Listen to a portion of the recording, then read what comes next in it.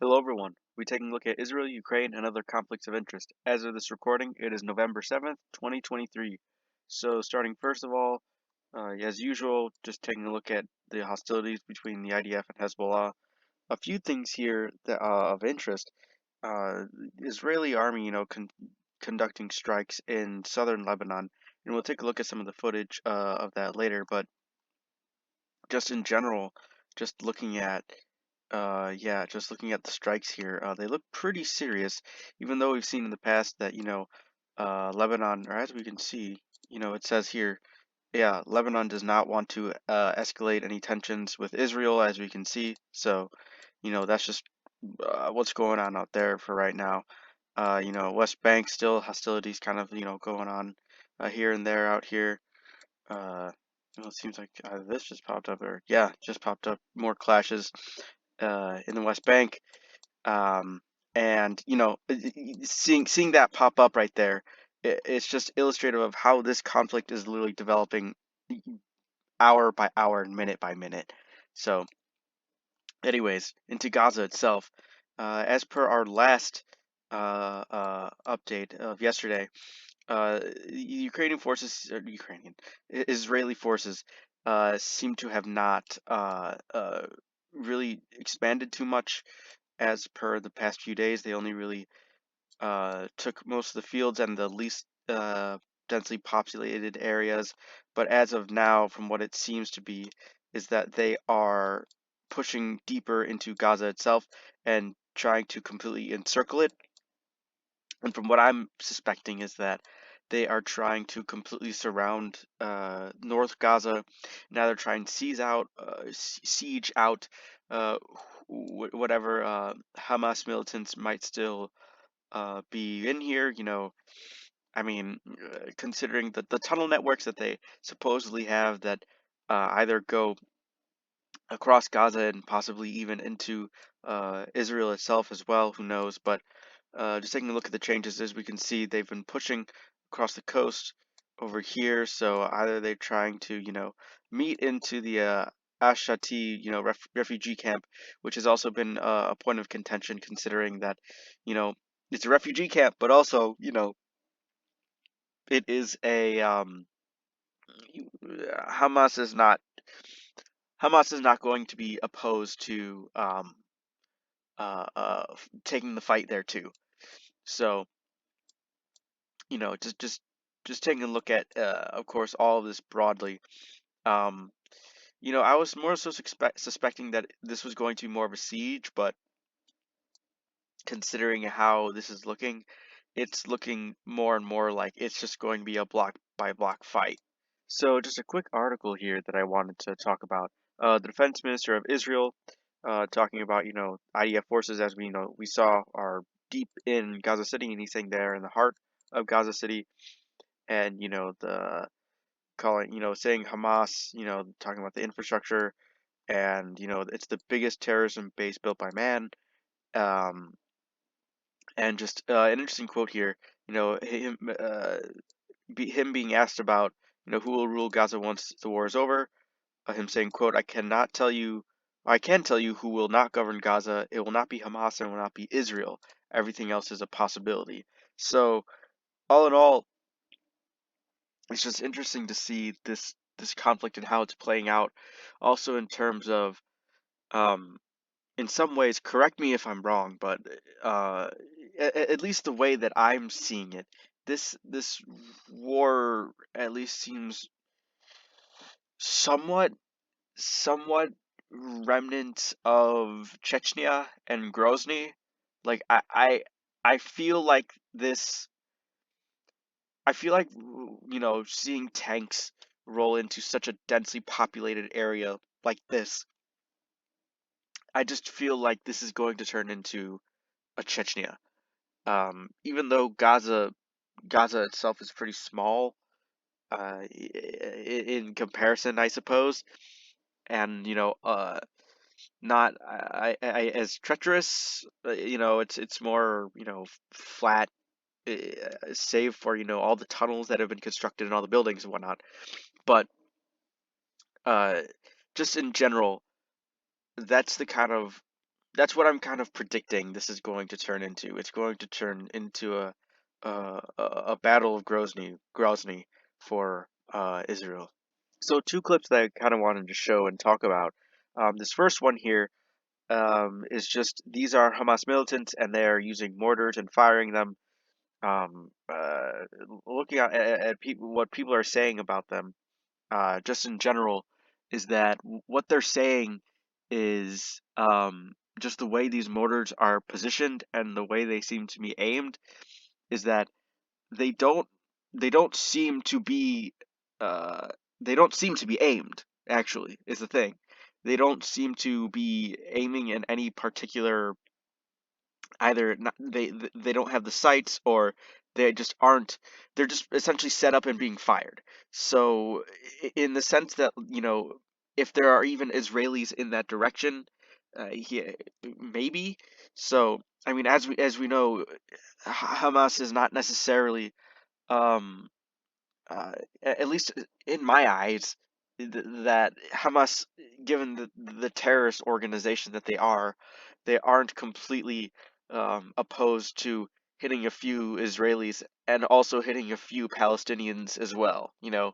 So, anyways, what I mostly want to talk about was their clothing. So, we can see that these guys here, these are, save for, the headband and the face mask, these aren't, like, they aren't in uniform, right? They aren't in completely black terrorist clothes, like nothing that you would suspect. They're more or less in, if you just took off the mask and the headband, these guys, you know, I mean, this guy is just in civilian clothes. And if we can see this guy over here, yeah, this guy, yeah, he's also in just civilian clothes. So, just given what I want to say about this is that, these guys are going to be able to, fire off these mortars and, essentially walk away and, blend in with crowds or whoever. Like, no one would know that this guy was just here like a minute ago, right?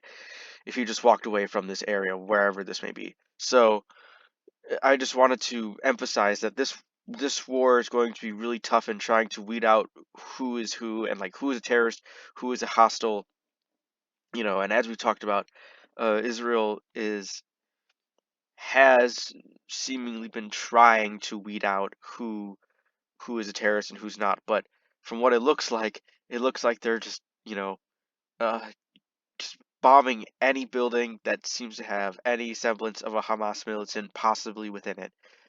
So, anyways, that's all I wanted to show from this clip.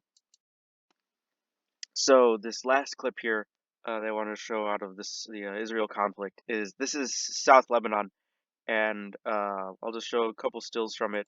But as we can see, something lights up, and we can see a big cloud of an explosion that, comes out from here. So, what I really want to talk about, and my question here as well, is, I mean, also, as we know, Lebanon and Israel really don't want to go to war, and yet Israel is seemingly bombing their country, even though obviously the individuals who they are bombing are Hezbollah, which is a political party in Lebanon, and more or less has uh, from my understanding, semi-autonomous hold on southern Lebanon, aka they pretty much just have complete hold over the southern part of Lebanon, and the rest of Lebanon can't really do too much about it, given how powerful Hezbollah is. Um, so it makes me wonder, like, what kind of agreement is either being made or what deals are happening that allow Israel to seemingly bomb Lebanon openly, and Lebanon be, more or less okay about it. So, um, even though they are bombing, they're not bombing Lebanon, like Lebanese civilians, right? Or like the Lebanese military. They're bombing militants in Lebanon. So, anyways, I was just curious as to how this is really working out between those two. All right, now pivoting over here to Ukraine, we got a really interesting update here. So the left bank of the Dnieper, we can see talking about yesterday, well, technically 2 days ago, and today, which today in Ukrainian time, we can see that the uh, the bank has been listed as being liberated by Ukrainian forces, showing that it is in green, meaning that this has been a held territory for more than 2 weeks. So they're recognizing that this has territory that has been held for consistently for a while by Ukrainians, but hasn't been fully updated. And as per the rest of the bank, we can see here, here just Ukrainian forces perhaps uh, pushing some combat engagements here near Pitsepnia and Pishavnivka, and as we can see in Krinky and Kozachi Lahiri as well, pushing a bit over here. Yeah, but other than that, that seems to be the biggest extent out here. And if we look near Vodyania, of course, can't talk about, we can't have a map update without talking about the Avdiivka direction. So as we can see, Russian forces seemingly pushing closer towards Avdiivka. From what it looks like, they're trying to push into Avdiivka proper. Which, I mean, at this point, if there even is an Avdiivka, Avdiivka at all, um, and seemingly as well being perhaps maybe pushed back or clarified a bit in this windbreak over here. And looking over here near Krokhmalny, we can see that the line either has been clarified or Russians have pushed further into this what appears to be either a couple windbreaks or a roadway over here. And one more thing which wasn't listed, but we're going to take a look at. I believe, yeah, it was over here in Robotina, the Robotina direction. Over here, yeah, near Verbova, we can see that perhaps it's a clarification or whatever it may be, but the the contested area, the combat area has extended, maybe like a few meters over here. Oh, well, a few hundred meters, it appears. Well, maybe not that much, but yeah. Anyways, so those were all the map updates that I had to show. All right, now taking a look here at some of the combat engagements, we can see that 36 combat engagements have been reported. So, perhaps a little bit less shelling across the front line, but in terms of combat engagements, as we know, that is a bit on the lower end, probably the lowest we've seen in a good while, actually. Um, 36. So, like I said, combat engagements winding down that, or perhaps Russia is getting more concerned about the Kherson direction now, and perhaps pivoting more towards the defense than towards the offense. So, just talking about this Dnieper River expansion over here. So Russian sources are claiming that some armored vehicles have crossed the Dnieper River in a larger than usual ground operations, like as we saw.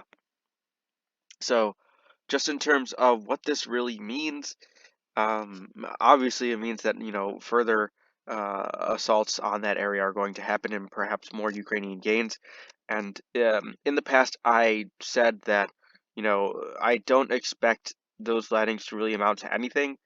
Um, and perhaps that is still mostly true, but in the direction that this is going, I am going to say that um, I'm going to predict that from the way that this is going as of right now, um, Ukraine is going to, at least in the near future, have some limited gains, but I don't suspect that it's going to be like any Kharkiv, or it's going to be any Kiev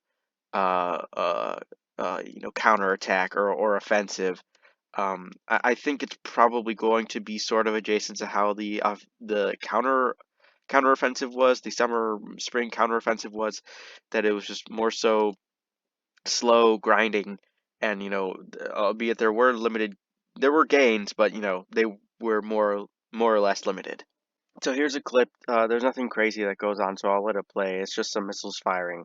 But I just wanted to show that this is um, an MLRS system, Grad Rockets, and if if you've been following this war for a long time, you would know that these were shown very consistently in the beginning of the war, being used, in mass, multiple systems being used at a time, especially, but seeing a lot of since it, artillery and just rockets, shock and awe, um, being such a huge proponent in not just Russian doctrine, but just in Soviet doctrine. So seeing the Russians use it a lot and just seeing so many videos of it, and as well as the Ukrainians, although they didn't have seemingly not as many MLRS systems as Russia. But my point here is that um, we don't see this anymore. Like lately, it's all HIMARS strikes, ATACMS, Storm Shadow, not MLRS systems firing. So why I think that is because once these came out, like once people one when we were seeing videos of this, it's cool, right? But if you see the after effects, these these are these just are pretty much shoot and aim and hope for the best.